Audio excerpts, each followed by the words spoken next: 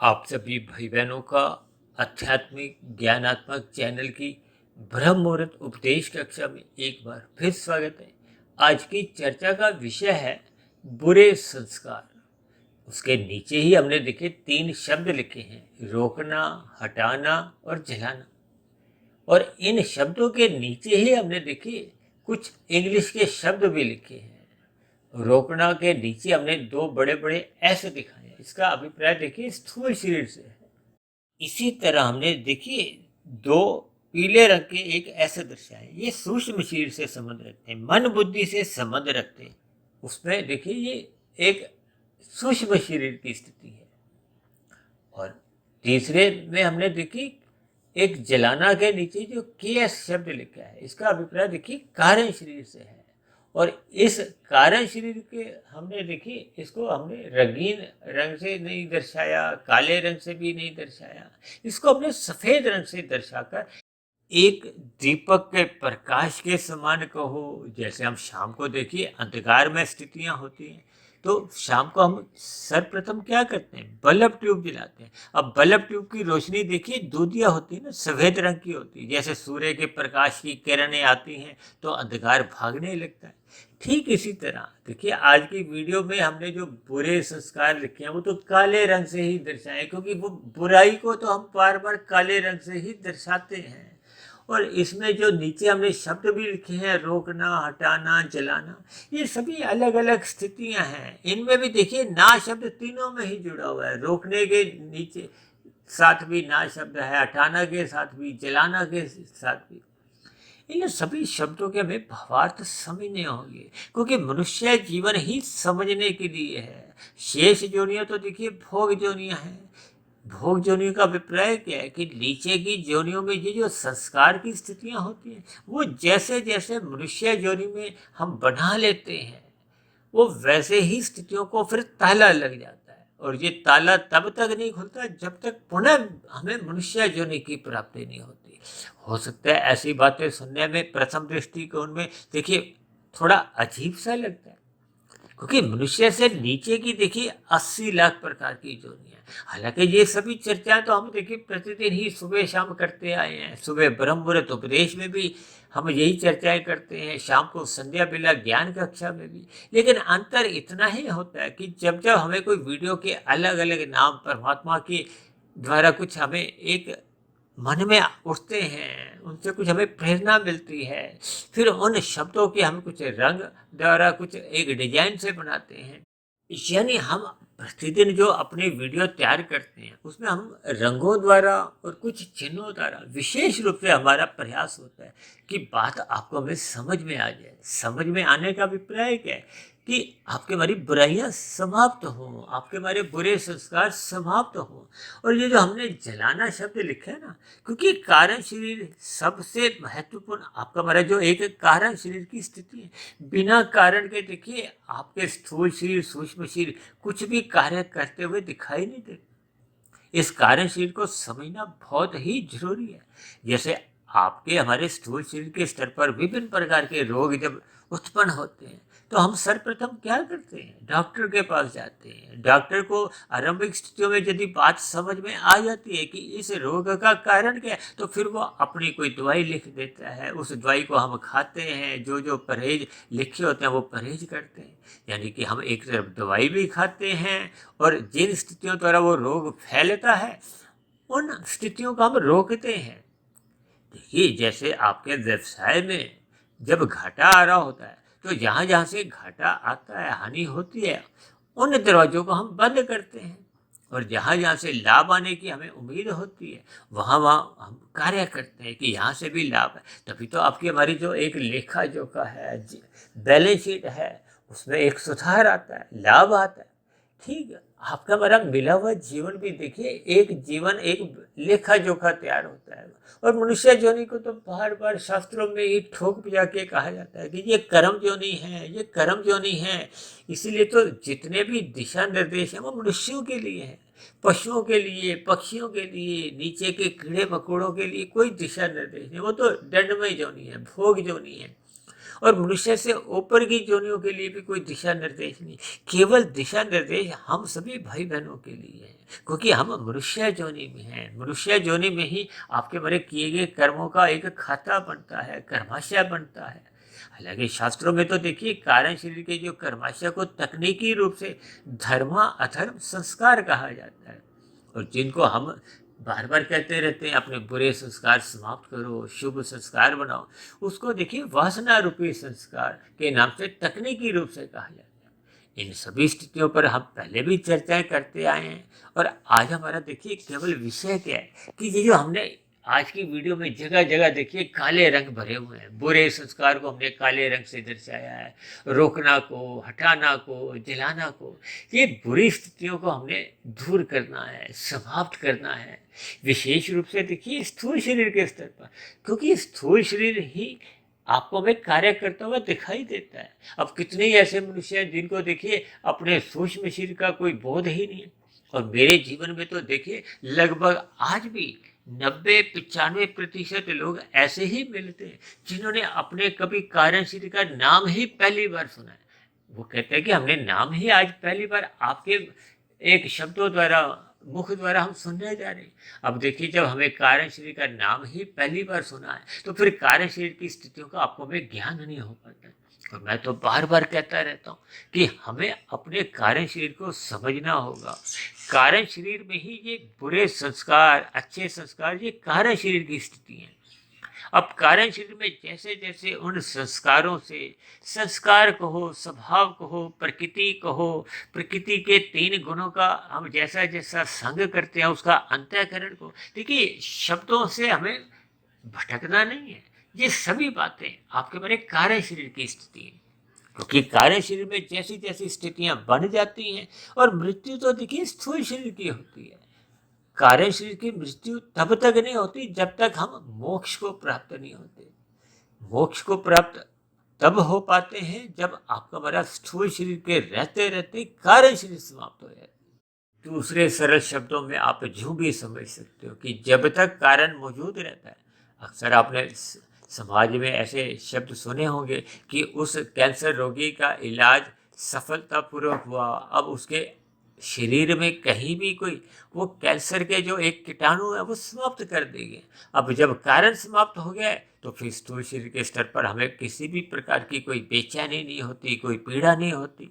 और जब तक अंदर वो जड़ से एक कारण समाप्त नहीं होता। जड़ का अभिप्राय देखिए जलने से है, दग्ध बीज होने से। शास्त्रों में तो बार बार कहा जाता है कि बुरे संस्कारों को हमने जलाना है। जलाना शब्द का अभिप्राय देखिए दग्ध बीज से है। जब बीज जल जाता है तो फिर उसमें किसी भी प्रकार की कोई अंकुरण नहीं होता। यदि बीज जला नहीं है, भले ही देखिए कभी कभी हम कहते हैं ना वो तो बड़ा ईमानदार था, उससे तो मैं ऐसी उम्मीद नहीं कर सकता था कि वो चोरी भी करेगा। तो इसका अभिप्राय क्या होता है कि देखिए कुछ बुरे संस्कार आपके बड़े सोए होते हैं सुप्त अवस्था में, तकनीकी रूप से उसको सुप्त अवस्था कहा जाता है।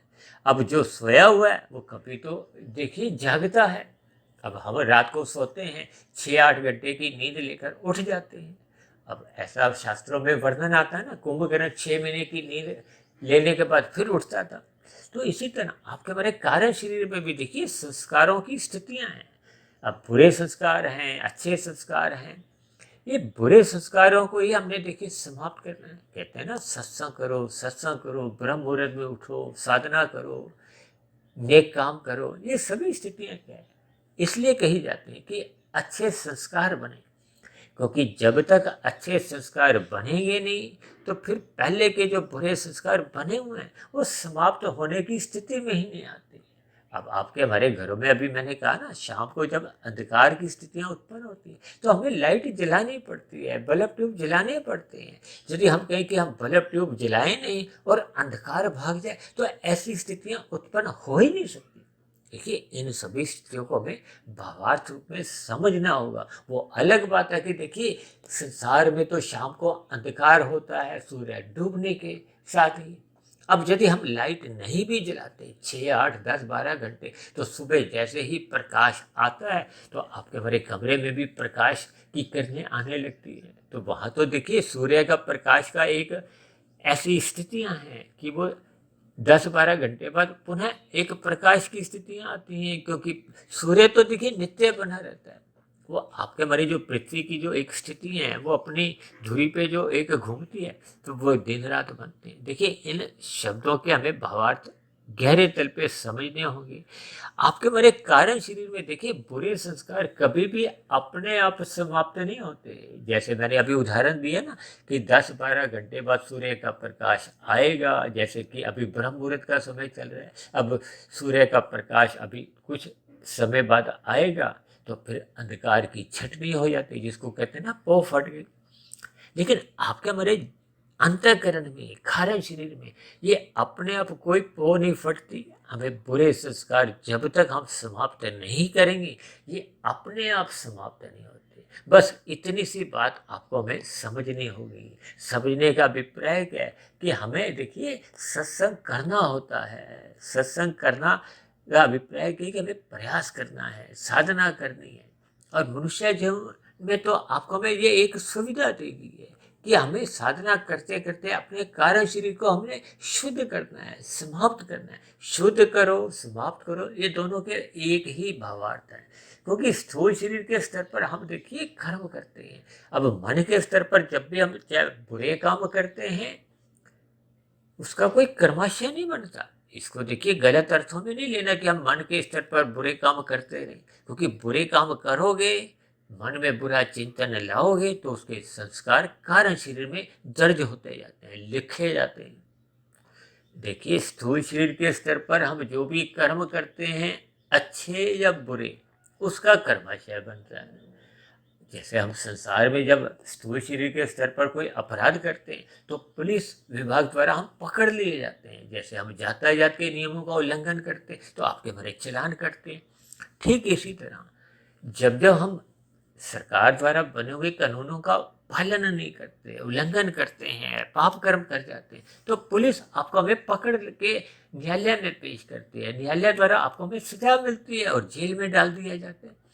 ठीक इसी तरह आपके हमारे स्थूल शरीर द्वारा हम जितनी भी गतिविधियां करते हैं, क्योंकि शास्त्रों में तो बार बार कहा गया ये करो, ये मत करो। करने का अभिप्राय विहित कर्मों से है, विधि विधान द्वारा जो हमें कर्म करने की अनुमति दी गई है। अब आज कलयुग चल रहा है, मनुष्य मांसाहार भोजन का सेवन करता जा रहा है। अब जब मांसाहार भोजन के सेवन का अभिप्राय देखिए पशु पक्षियों को वध करने से है, हत्या करने से, जो कि शास्त्रों में निषेध कहा गया, मना किया गया।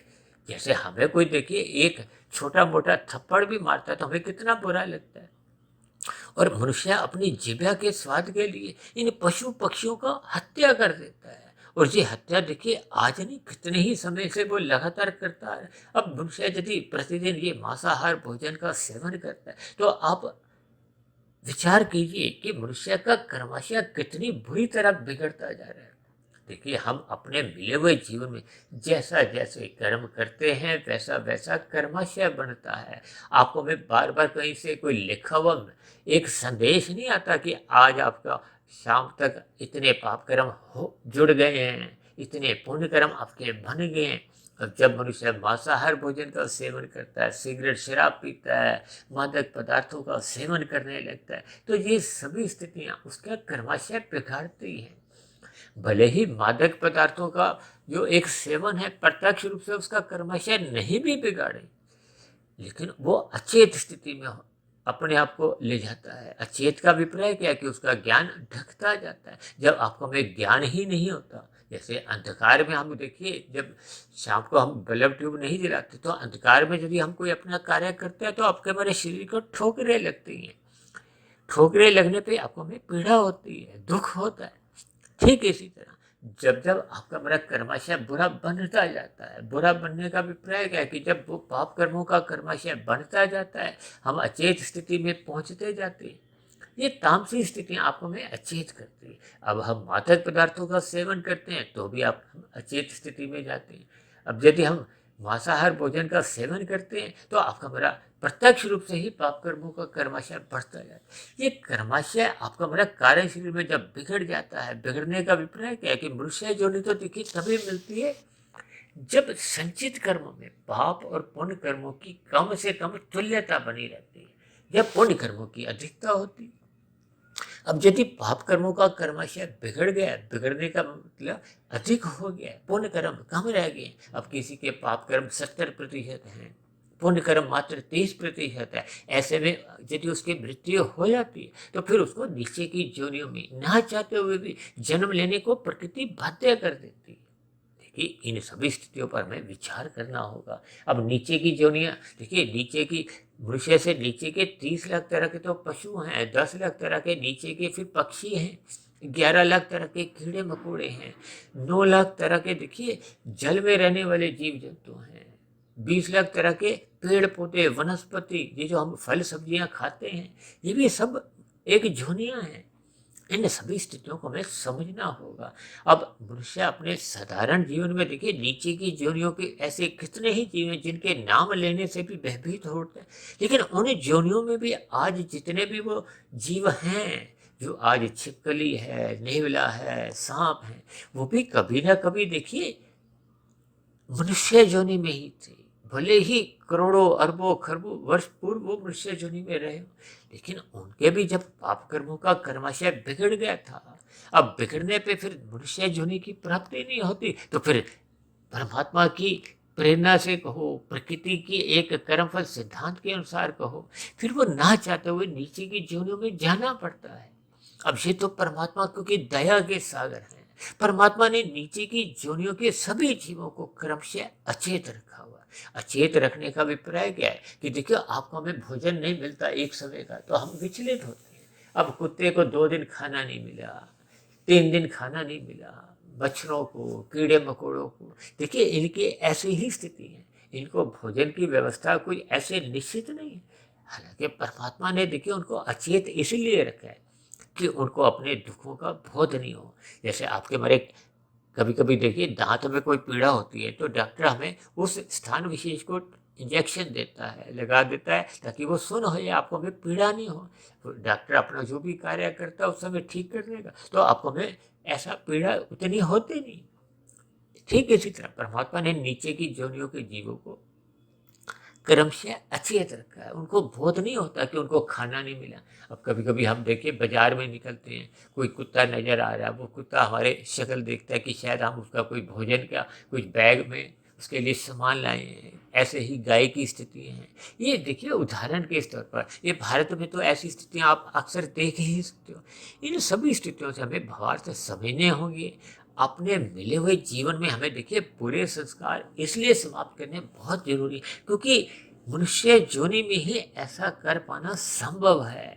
शेष किसी भी जोनियों में, मैंने अभी बताया ना कि नीचे की जोनियों में पाप कर्मों का नाश भले ही हो जाता है। अब वो जो 70% का पाप कर्मों का कर्माशय लेके वो नीचे की जोनियों में गया था, तब ऐसी स्थिति में उसका बुरे संस्कार तो 70% बने हुए थे।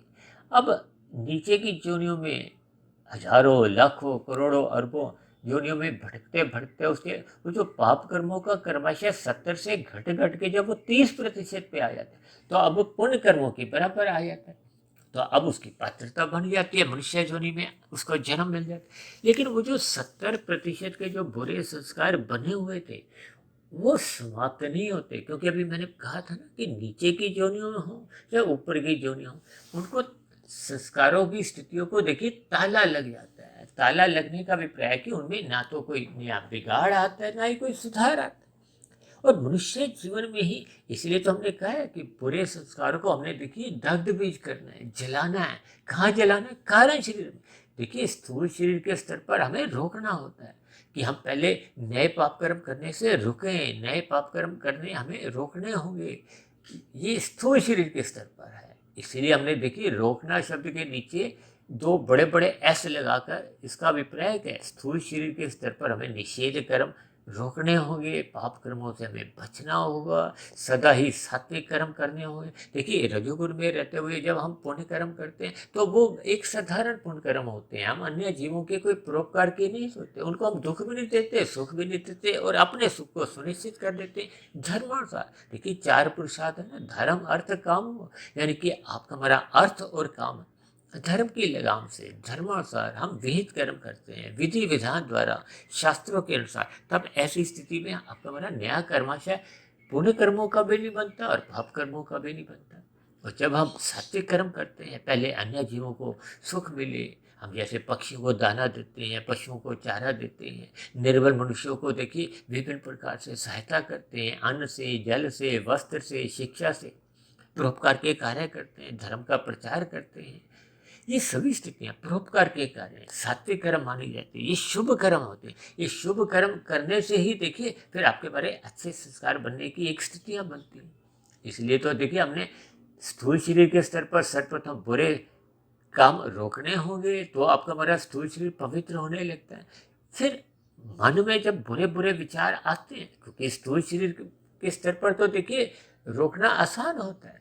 अब देखिए मधुमेह का रोगी है, अब वो स्थूल शरीर के स्तर पर मीठा खाने से अपने आप को रोक ले, लेकिन मन में तो उसका चिंतन बना रहता है कि अब ये थोड़ी सी दवाई ज़्यादा खा लेता हूँ तो फिर मैं मिठाई थोड़ी सी खा लूँ।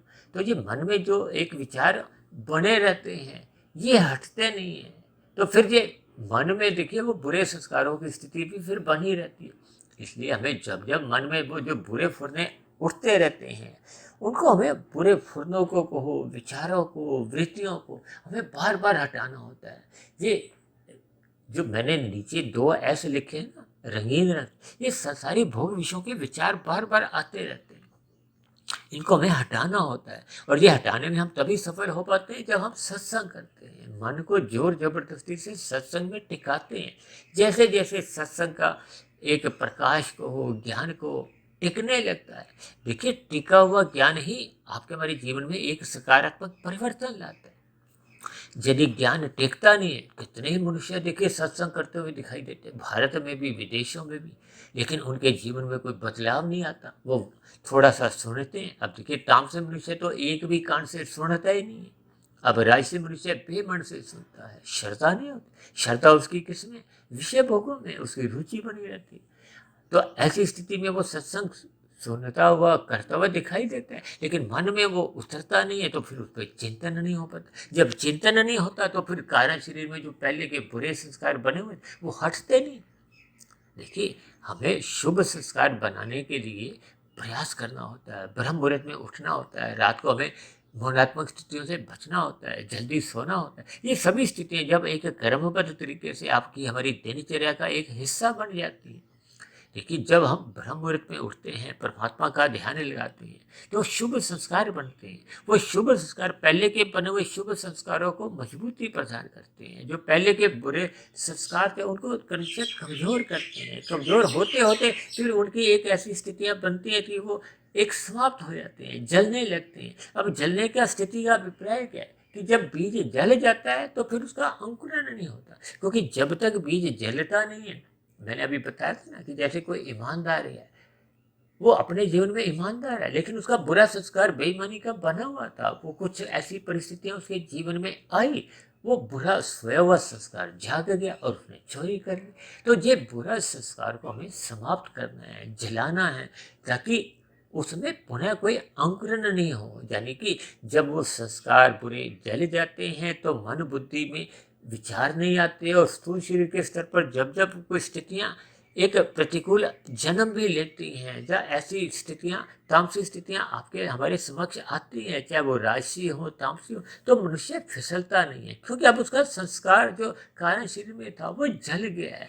देखिए जले हुए बीज से अंकुरण नहीं होता, और जब तक बीज जलते नहीं है तब तक उनमें देखिए कुछ ना कुछ संभावनाएं बनी रहती है। अब भले ही कारण शरीर में वो बुरे संस्कार कमजोर की स्थिति में हो, लेकिन वो मरे नहीं है, तो वो कभी भी देखिए उनको कुछ ऐसी स्थितियां मिलती हैं तो फिर वो कमजोर से उनकी एक उनको शक्ति मिलती है। कहते हैं ना, कोई बुरा संस्कार हमने कमजोर किया था, फिर पुनः उस हमने कुसंग करने लगे, तो फिर वो जो कमजोर संस्कार बुरा था वो फिर बलवान होने लगता है। बलवान होने पे फिर वो स्थूल शरीर को अपने वश में लेके फिर वो उसको कुसंग में डाल देता है, बुराई में डाल देता है। देखिए इन सभी स्थितियों को हमें ज्ञान पूर्वक समझना होगा। ये स्थूल शरीर, सूक्ष्म शरीर और कारण शरीर, ये लिखे हुए तो देखिए बहुत साधारण से दिखते हैं। आप केएस को मैंने सफ़ेद रंग से इसीलिए दर्शाया है कि हमें ज्ञान का दीपक, सत्संग का दीपक, परमात्मा की सुमुखता या ब्रह्म मुहूर्त में उठने का ये प्रयास करना होगा, ज्ञान का दीपक जलाना होगा, ताकि हम अपने बुरे संस्कारों को दग्ध करें, जिनकी मैंने अलग अलग स्थितियां समझाई हैं, रोकना, हटाना। क्योंकि स्थूल शरीर, सूक्ष्म शरीर, ये दोनों शरीरों की स्थितियां देखिए, एक साधारण स्तर पर आपको में बोध होता है, लेकिन कार्य शरीर में कैसे कैसे संस्कार बने हुए हैं, उनका हमें प्रत्यक्ष रूप से बोध नहीं होता। तो इन सभी स्थितियों पर हमें चिंतन करना होगा, इन तीन शरीरों के अंतः संबंध को हमें समझना होगा और अपने बुरे संस्कारों को समाप्त करने के लिए इस दिशा में हमें प्रयास करना होगा। और ये प्रयास केवल और केवल मनुष्य जीवन में ही करने का एक अवसर मिलता है। तो इस अवसर का लाभ उठाते हुए हमें रात को जल्दी सोना होगा, सुबह ब्रह्म मुहूर्त में उठना होगा और अपने दिनचर्या को ऐसे व्यवस्थित करना होगा कि हम पाप कर्मों से बचें, मन में बुरे विचार आने रुकें। ये तभी संभव होता है जब आपके हमारी सात्विक स्थिति मजबूत होती है, सत्संग करने का एक संस्कार पूर्ण रूप से जागृत हो जाता है। तो ऐसी सभी शुभ स्थितियां आप सभी भाई बहनों के जीवन में भी बनने लगी, यानी परमात्मा के प्रति आपके हमारी एक प्रीति जगे, सत्संग के प्रति आपके हमारी रुचि जगे। ऐसी सभी शुभ स्थितियां बनने के लिए मेरी ओर से आप सभी भाई बहनों को बहुत बहुत शुभकामनाएं। इन्हीं शब्दों के साथ चर्चा विशेष को अब यहीं विश्राम देते हैं।